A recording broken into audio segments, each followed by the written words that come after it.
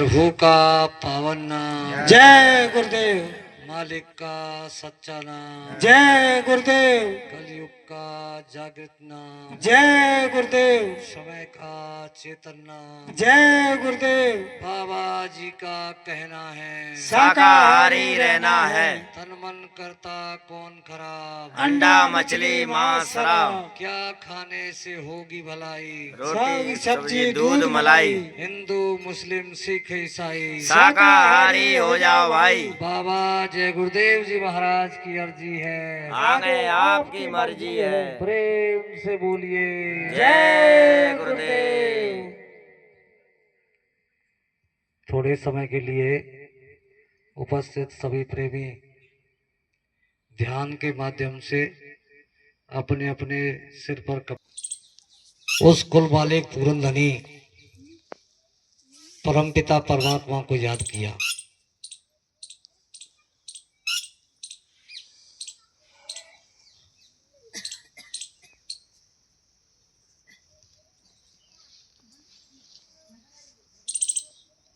उपस्थित में से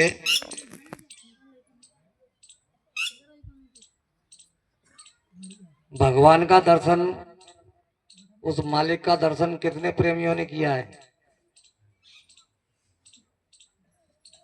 किसी ने किया हो तो हाथ उठाए।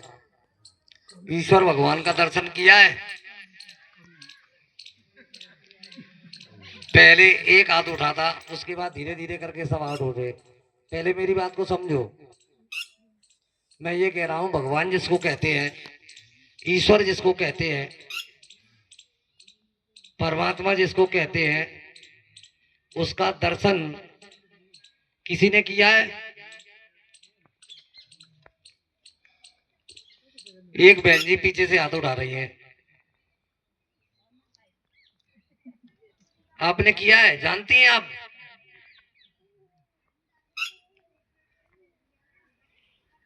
जितने भी बाबा जय गुरुदेव जी महाराज से भगवान के भजन करने का रास्ता ले चुके हैं, उन सब ने साक्षात मालिक का दर्शन किया है।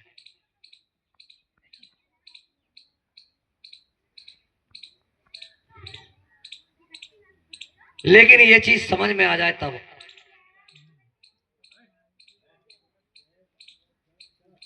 समझ में नहीं आई तो जैसे पहले हाथ उठे थे, बीच में बंद हो गए, दोबारा से पूछा तो एक ही हाथ रह गया।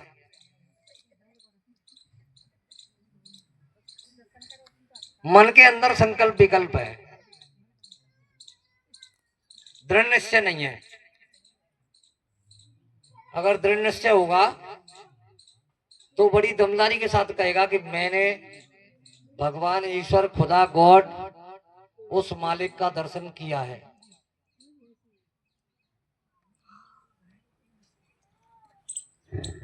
आज का ये दिन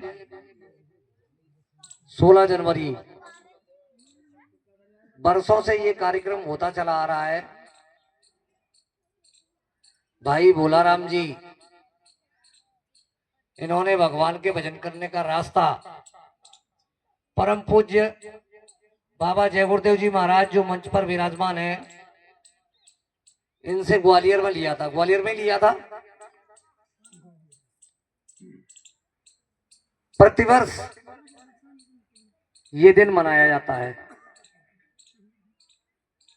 भगवान के भजन करने का रास्ता तो बहुत लोगों ने लिया, करोड़ों ने लिया, लेकिन मुरैना जिले में ये एक यादगार है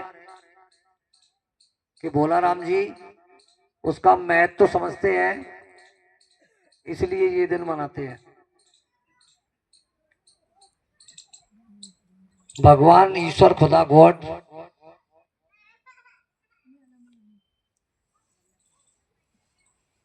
अपने अपने समय में देहधारी मनुष्य रूप में इस मृत्यु लोक पर जब आए तो उस समय उनको जान नहीं पाया। बाद में जब बड़ी बड़ी लीलाएं उन्होंने की, तब पीछे से उनका गुणगान होने लगा। कि वो तो भगवान थे, वो तो ईश्वर थे, वो ये थे, वो थे। लेकिन जब वो अपने समय में थे, बड़ा भारी विरोध हुआ उनका। अवतारों में राम और कृष्ण को प्रधान माना जाता है। तो रामकृष्ण का इतिहास उठा करके देखें, भरकस परेशानियों का सामना उन्होंने अपने समय में किया। जब वो समय निकल गया तो फिर धीरे धीरे चर्चाओं का विषय बना। किसी एक ने कहा कि वो तो भगवान थे, तो दूसरा कहने लगा कि भगवान थे, फिर तीसरा कहने लगा कि भगवान थे। धीरे धीरे करके उनके मंदिर मस्जिद बनने लगे और फिर पूजा पाठ होने लगा।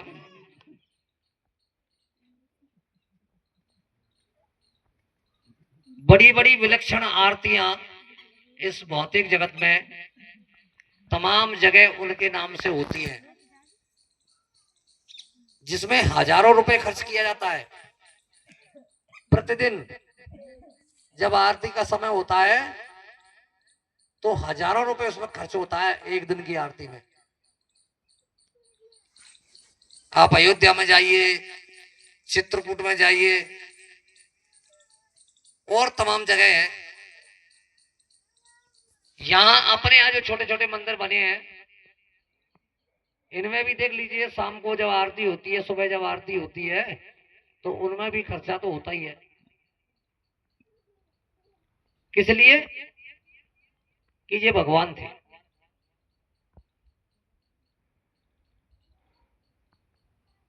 चमत्कार को नमस्कार होती है इस दुनिया में। ये अवतारियां शक्ति इधर आई, इन्होंने जो चमत्कार दिखाए, बाद में पूजा होने लगी। भगवान राम की तरह भगवान कृष्ण ने भी तमाम मुसीबतों का सामना बाल्यावस्था में ही किया, फिर जब युवावस्था हुई तब भी किया। कितने राक्षस कंस के कहने पर उन्हें मारने के लिए बाल्यावस्था में ही आए। जैसे ही बड़े हुए तो पता किया कि देवकी का 8वां पुत्र कौन है। जहां जहां खबर मिली वहां वहां बच्चों को मारा गया। लेकिन वो कोई ना कोई रास्ता निकाल लेते हैं। भगवान कृष्ण का जब जन्म हुआ तो जेल में हुआ, कारागार में हुआ, कंस के यहां हुआ, मथुरा के अंदर। जब उनको लीला करनी थी तो पहले ही दिन लीला कर डाली।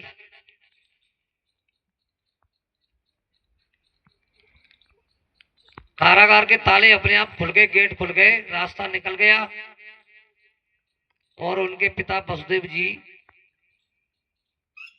उन्हें बदलकर लड़के के बदले लड़की उधर से ले आए।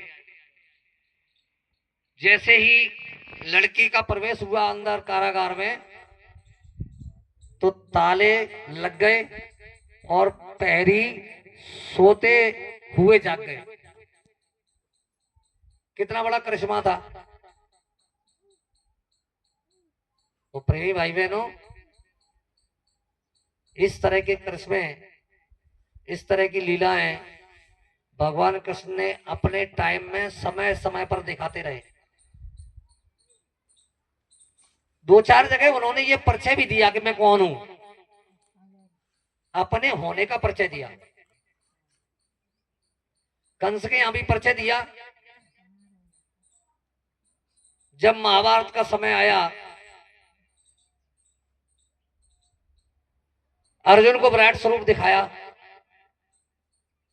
शांति प्रस्ताव लेकर के गए थे, तो वहां भी विराट स्वरूप दिखाया दुर्योधन के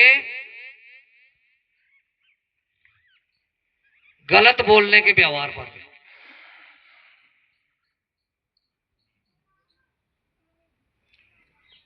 धीरे धीरे प्रेमियों, यही चमत्कार नमस्कार के रूप में बदलते चले गए। लोग उन्हें ईश्वर कहने लगे, भगवान कहने लगे।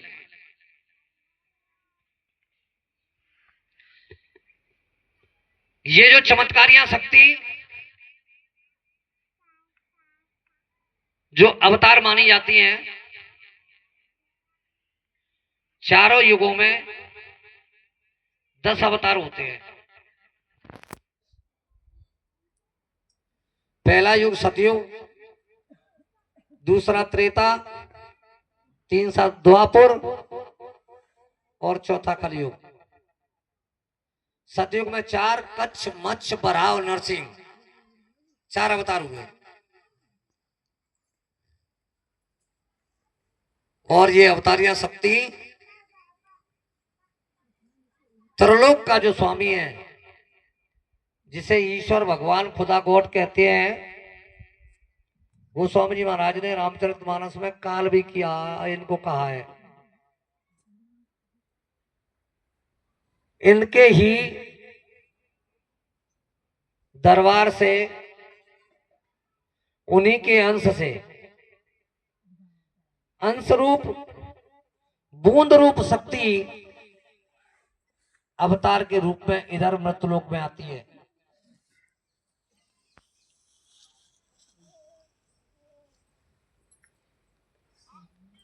इनका निश्चित समय रहता है, अपने निश्चित समय में निश्चित काम करते हैं। हर काम इनका फिक्स होता है। जब समय आता है तो इस पंच भौतिक शरीर को मृतलोक में ही छोड़ देते हैं और जीवात्मा अपने धाम निकल जाती है। त्रेता में 3, राम, वामन और परशुराम, तीनों ने अपने समय में अपना अपना काम दिखाया। तीसरा युग द्वापर, उसमें नैमित्तिक शक्ति का अवतार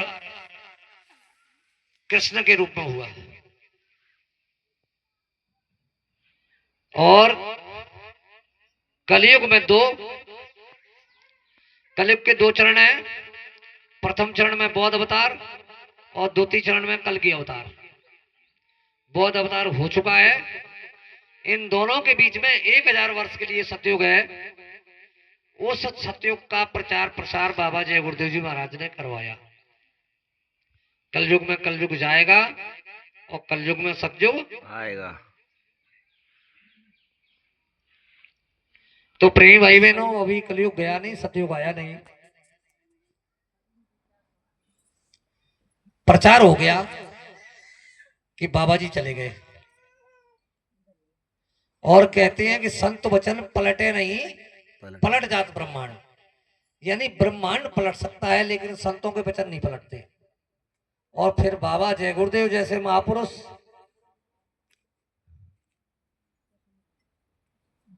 इनका तो प्रेमी भाई बहनों कहना ही क्या। जब तक इनके बताए अनुसार जो इन्होंने रास्ता बताया है, उस रास्ते पर ठीक तरीके से थोड़ा समय लेकर नहीं चलेंगे, तब तक इनकी पहचान नहीं हो सकती। ये देवों के देव हैं, अवतारों के अवतार हैं, गुरुओं के गुरु हैं, शहंशाहों के शहंशाह हैं और संतों के संत परम संत हैं। ये मैं कोई ऐसी हवा में बात नहीं कर रहा हूं। मैं इसलिए कह रहा हूं कि मैंने दोनों तरफ से इनको अच्छी तरीके से परखा है, बाहर से भी और अंदर से भी। ये मेरी अपनी कोई ताकत नहीं है। गोस्वामी जी महाराज रामचरितमानस में कह रहे हैं कि जो जाने ही ताय दे जनाई। जो जानने का प्रयास करते हैं उन्हें ये जना देते हैं। भौतिक जगत के इनके चमत्कार सैकड़ों मेरे पास है, जो मेरे साथ हुए हैं, मेरी संगत के साथ हुए हैं। और अंदर के भी ऐसे चमत्कार हैं कि जिनको मैं दावे के साथ ये कह सकता हूं कि वो कभी भी निष्फल नहीं जाएंगे। कोई कोई व्यक्ति कहते हैं कि आज मुझे सपना हुआ था और मेरा सपना सुबह जब मैंने देखा तो सच हो गया। कोई घटना ऐसी घट जाती है सपने में और जो दिन में देखने को मिल जाए तो नहीं कहते कि देखो मैंने ये सपना देखा था, मेरा सपना सच हो गया। तो प्रेमी भाई बहनों, ये अगर सपने में भी बात कर जाएंगे तो इनका सपना मिथ्या नहीं जाएगा, क्योंकि ये उनमें से नहीं है कि इनकी बात आगे पीछे हो जाए। ये लकीर के फकीर हैं, ये ऐसे महात्मा हैं देखने को मानव रूप में है, पंचभौतिक शरीर में है, हमारे आपके जैसा शरीर है। इसलिए लोगों को भ्रम और संशय उत्पन्न होते रहते हैं, क्या सही है क्या गलत है, क्या सही है क्या गलत है। हम लोगों के सामने तो इन्होंने ये कहा था कि बच्चा अपनी अपनी डायरियां निकालो और डायरियों में नोट कर लो। ये मंच होश का मंच है और इस पर बैठकर मैं जो कुछ बोलूंगा वो इधर का उधर नहीं होगा। पूरब में उगने वाला सूरज अपनी दिशा बदल सकता है, पश्चिम से उगने लगे तो ये हो सकता है, लेकिन मेरा कहा हुआ वचन इधर से उधर नहीं होगा। तो ये कोई छोटी मोटी बातें हैं?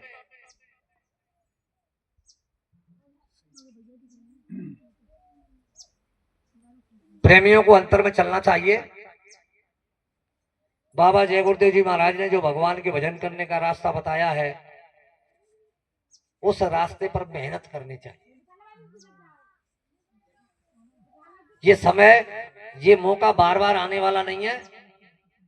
बड़ा ही परम सौभाग्य है बाबा जय गुरुदेव जैसे महापुरुष से जुड़ गए।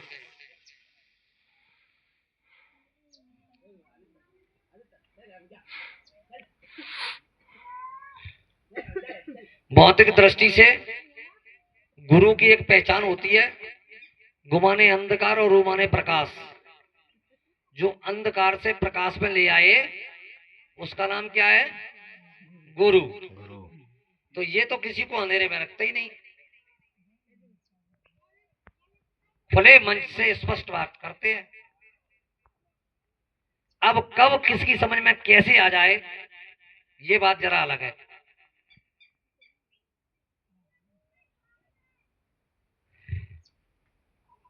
भांति भांति के मन लेकर के बैठे हुए हैं। बाबा जी कब किस जगह से बात कर रहे हैं और कहां की बात कर रहे हैं ये बात समझना बहुत मुश्किल है। कभी कभी भौतिक जगत की बात करते थे, कभी धार्मिक जगत की बात करते थे, कभी आध्यात्मिक जगत की बात करते थे। तो बस माध्यम वही था, सत्संग वचन, लेकिन आध्यात्म की बात भौतिक में घटा दी तो कुछ का कुछ समझ में आएगा। इसलिए प्रेमी भाई बहनों, इनके बताए अनुसार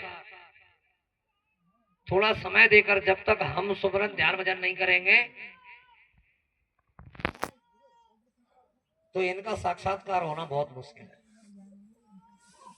उन्होंने साफ कहा है कि ये कालमाया का देश है और ये लेने देने का देश है, कर्म कर्जा का देश है, और बच्चा कर्जा तो तुम्हें उतारना ही पड़ेगा। दोनों कंधों पर दो शक्तियां बिठाल दी हैं। दोनों शक्तियां, एक शुभ कर्म एक अशुभ कर्म, एक अच्छा एक बुरा, एक पाप एक पुण्य, इसको बराबर लिख रहे हैं। और जब समय आएगा तो ये चिट्ठा खोल दिया जाएगा कि तुमने कोई 20 बरस, कोई 30 बरस, कोई 40, कोई 60 बरस, कोई 100 बरस इस भौतिक जगत में जो बिताए हैं, अपने अपने समय में क्या क्या किया है, कोई उसके दरबार में पलट नहीं सकता। कोई ये कहे कि यहां कोई काम लग गया, कोई केस लग गया, कोर्ट कचहरी हुई, मजिस्ट्रेट के सामने जाना पड़ेगा, तो यहां तो भौतिक लेन देन करके फेरबदल हो जाता है, कुछ का कुछ हो जाता है। किसी ने किसी व्यक्ति को मार दिया, 302 का केस उसे लगना चाहिए था, लेकिन वो सब बच गया, किसी तीसरे को लग गया। वो कैसे? ये कलयुग है प्रेम भाई बहनों, और पैसे के दम पर न जाने क्या क्या नहीं हो जाता। लेकिन उसके दरबार में जो एक बार लिख गया वो अमर हो जाता है, वो कटने वाला नहीं है। जब ये जीवात्मा इस मनुष्य शरीर से निकलकर और धर्मराज के दरबार में जाएगी तो फिर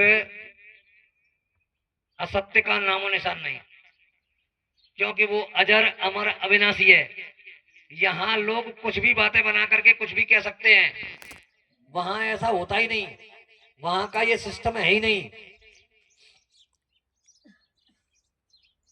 पहले एक फाइल खुलती है और फिर सूरत बयान करती है। जैसा कर्म किया उस कर्म के आधार पर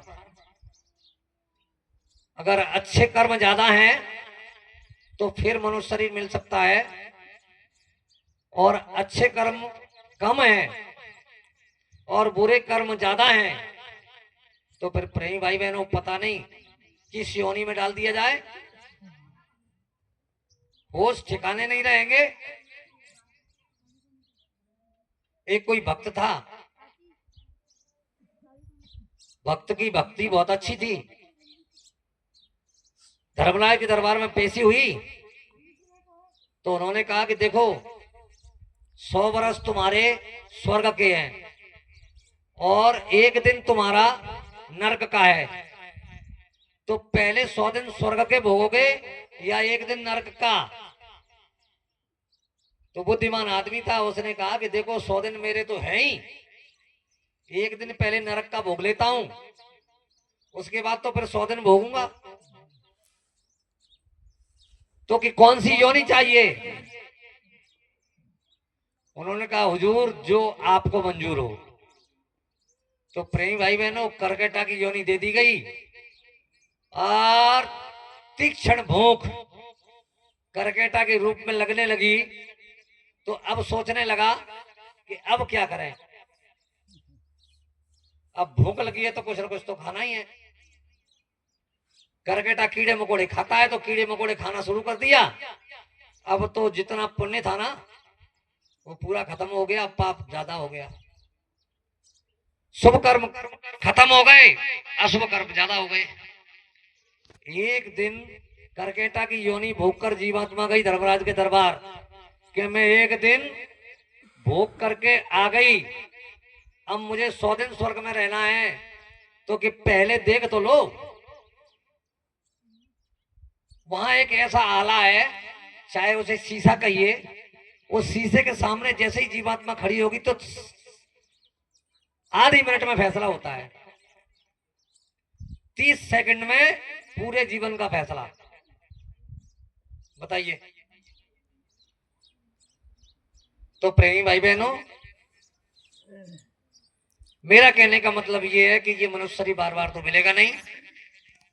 न जाने कितनी बार राजा, कितनी बार महाराजा, कितनी बार सेठ साहूकार उद्योगपति आप लोग बन चुके हैं। इस स्टेज पर लाकर बाबा जय गुरुदेव जी महाराज ने आपको खड़ा कर दिया है कि आप चाहो तो इसी शरीर से मानव उत्थान कर सकते हो, अपनी जीवात्मा को इसी शरीर के माध्यम से मालिक से मिला सकते हो। उस परमपिता परमात्मा की बात जो मैं कर रहा था उससे मिला सकते हो, और मिलाने वाला है गुरु। बिना गुरु के कोई तिल भर भी परमार्थ नहीं जान सकता। अरे ये भौतिक जगत का जो ज्ञान है इस ज्ञान को ही नहीं प्राप्त कर सकता बिना गुरु के, तो फिर अध्यात्म की तो बात ही अलग है। बाबा जय गुरुदेव जी महाराज कहते हैं कि पहले गुरु पिता और माता, तो पहला ही धोखा